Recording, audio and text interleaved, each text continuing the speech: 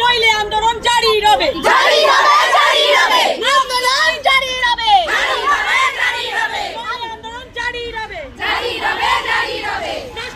Department অপেক্ষার ৬টি বছর, অর্ডার হাতে আসছি।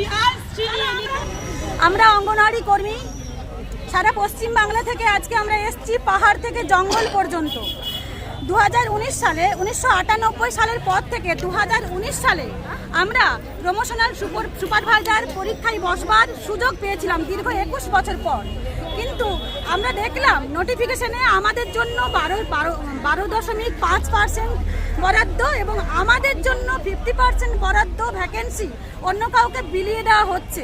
আমরা আদালতের দ্বারস্থ হয়েছিলাম। আমরা প্রথমে সিঙ্গেল বেঞ্চ, তারপর ডিভিশন বেঞ্চে আমরা মহামান্য আদালতের কাছ থেকে আমরা রায় পাই। বহুদিনের লড়াইয়ের পর বিগত 25 সালের জানুয়ারি মাসে আমরা রায় পেয়েছি। 1713 ভ্যাকেন্সি আমাদের জন্য বরাদ্দ। আমরা এখানে যারা এসেছি প্রত্যেকেই পিএসসি দ্বারা আয়োজিত পরীক্ষায় আমরা উত্তীর্ণ হয়েছি, আমরা ইন্টারভিউ দিয়েছি।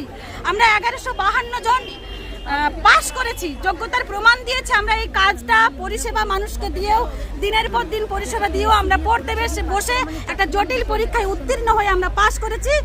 আমাদের ভ্যাকেন্সি 1713, কিন্তু ডিপার্টমেন্ট আমাদেরকে নিয়োগ দিচ্ছে না।